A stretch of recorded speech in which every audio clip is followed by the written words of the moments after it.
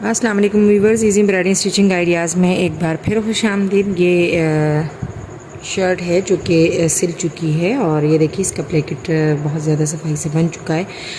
तो आज मैं आपको बैन जो है वो बनाना सिखा रही हूँ कि किस तरह हम नीट एंड क्लीन बैन बना सकते हैं और मेजरमेंट इसकी कैसे करेंगे। तो जब ये आप गला बना लेते हैं तो उसके बाद आपको ये जो बैन होता है ये आपको तैयार भी मिल जाते हैं। आप चाहें तो ये रेडीमेड इसी तरह ख़रीद सकते हैं। तो आपने इसको यहाँ से अगर कट बैन बनाना है तो यहाँ से आपने इस तरह से जहाँ पर कट शुरू होता है वहाँ से आपने इस तरह से इसको रख कर इस तरह से नाप लेना है। देखिए ऐसे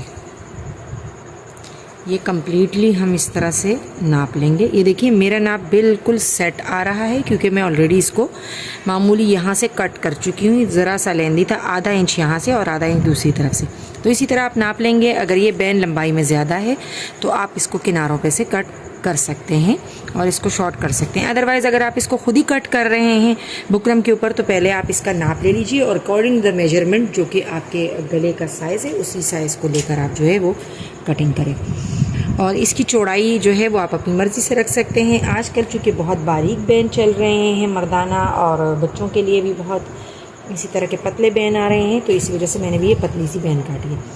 अब मैं आपको बता रही हूँ कि इसको किस तरह हम लोगों ने कपड़े पर इस तरह से चस्पा करके बना लेना है। तो ये मैंने सबसे पहले यहाँ पर इसको रखा और इसके बाद आयरन जब गर्म हो जाए तो इसको इस तरह से थोड़ी देर आपने इसको स्टे देना है। स्टे देने से आपको ये फ़ायदा होगा कि ये बहुत अच्छे से चिपक जाएगा। अदरवाइज़ अगर आप इसे रगड़ेंगे फ़ौरन रखते ही आयरन को रगड़ना शुरू कर देंगे तो ये नीचे से कपड़े को ख़राब कर सकता है। ये तो कॉटन है, कॉटन में इतना प्रॉब्लम नहीं होता, लेकिन अगर कॉटन के अलावा कोई हल्का कपड़ा हो तो फिर वो प्रॉब्लम कर सकता है।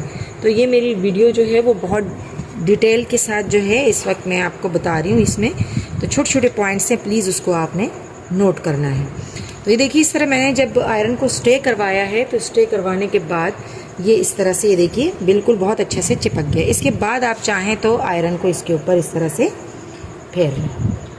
अब हमने आयरन को इस तरह से बंद कर देना है और ये जो मेरे पास क्लॉथ है मैं इसकी कटिंग कर लूँगी। अब मुझे इसमें इतना ही कपड़ा बचा के रखना है। ये मैं उन लोगों के लिए बता रही हूँ जो कि बहुत बिगनर्स हैं और इतना ज़्यादा मतलब इसके बारे में नहीं जानते हैं, अभी अभी बनाना सीख रहे हैं।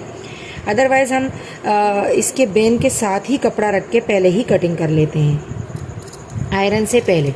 लेकिन मैं यहाँ आपको बता रही हूँ कि अगर आपके पास इस तरह से कपड़ा हो और आप उसके ऊपर बैन को चिपका दें तो इस तरह से उसकी किनारी कट करके आप इसको सफाई से बना सकते हैं। देखिए इस तरह से, और फिर उसके बाद हम इधर से भी कटिंग कर लेते हैं। बस आपने सिलाई का मार्जिन जो है वो छोड़ना है।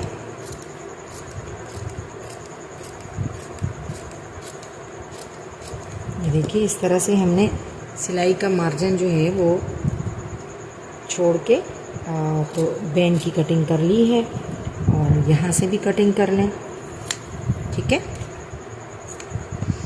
अब ये जिस तरह से ये कटिंग हुई है इसी को यहाँ पे रख कर आप एक दफ़ा और कटिंग कर लें।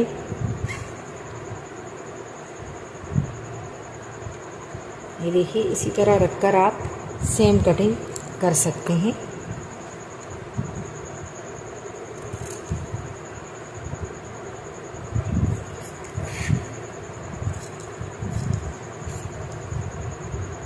अगर आपको मुश्किल हो तो आप इसे पहले पिनअप कर लें और उसके बाद कटिंग करें, और अगर आप कर सकते हैं तो कोई मसला नहीं है, आप इसको ऐसे भी कट कर सकते हैं। लेकिन अगर आपको परेशानी हो तो आप इसे पिनअप करके कट करें।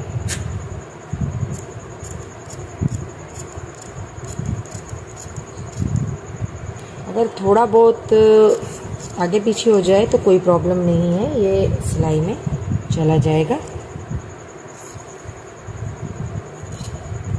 ये देखिए इस तरह से ये हमने नीचे वाला हिस्सा, अब हम यहाँ पर इसके जो किनारे किनारे हैं यहाँ पर हमने सिलाई लगानी है, और उससे पहले हमने ये वाला कपड़ा साइड पे रखना है, निचला वाला अलबत्ता जिस पे हमने फ्यूजिंग को चस्पा किया है या बुकरम को, तो इसको हमने यहाँ से, आप चाहें तो इसको आयरन कर लें तो ज़्यादा ये सफाई से बन पाएगा, और अगर आप चाहें तो इसको वैसे भी सिलाई लगा सकते हैं। तो मैं यहाँ पहले इसको आयरन कर देती हूँ ताकि ये हमारा बैंड जो है वो बहुत सफाई से बने। ठीक है जी, ये इस तरह से हमने इसको आयरन कर दिया है अंदर की तरफ। तो ये देखिए यहाँ से आपको इसकी फिनिशिंग का पता चल रहा होगा। बस अब मैंने इसके ऊपर एक पैर की सिलाई निचले हिस्से पर लगानी है, याद रखिएगा निचले हिस्से पर। देखिए मैंने यहाँ पे किनारे पे सिलाई लगा ली है,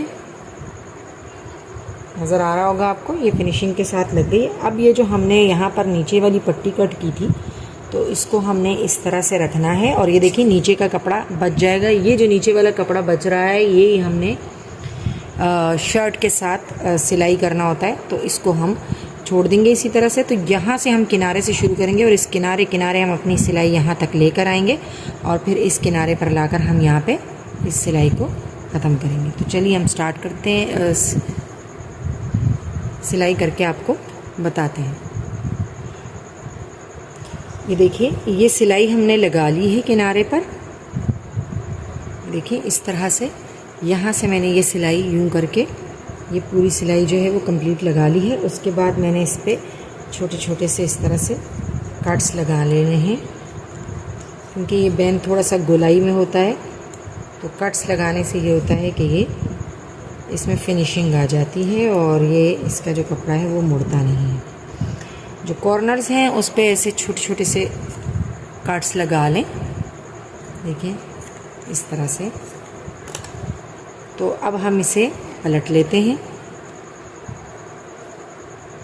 ये देखिए कल की वीडियो में मैंने आपको कफ बनाना बताए थे, और उसमें भी मैंने आपको यही बताया कि कॉटन के जो कपड़े होते हैं उसमें कॉर्नर्स बनाना बड़ा इजी होता है, बहुत आसानी से कॉर्नर्स जो हैं वो बन जाते हैं। लेकिन रेशमी में या और टाइप के कपड़ों में जो है इन कॉर्नर्स को बनाना ज़रा सफाई से मुश्किल होता है, आपको किसी न किसी चीज़ का सहारा लेकर ये कॉर्नर्स बनाने पड़ते हैं। तो आप देख रहे हैं कि फिनिशिंग के साथ ये जो कॉर्नर्स हैं ये बन चुके हैं, और इस तरह से हमारा ये जो बैंड है ये रेडी होगा। तो आप जब इसको शर्ट के साथ सिलाई करेंगे तो ये वाली सिलाई लगाएंगे, और फिर ये वाली सिलाई इस तरह से लगने के बाद ऊपर से आप यहाँ पर एक और सिलाई लगाएंगे और इसे शर्ट के साथ जोड़ लेंगे, और आप यहाँ पर भी एक सिलाई लगा सकते हैं जो कि ऑप्शनल है। आप इसको आयरन करके भी सही से इस तरह से बिठा सकते हैं कि ये इस तरह से सफाई के साथ पलट जाए। मैं आयरन करने के बाद आपको दिखाती हूँ।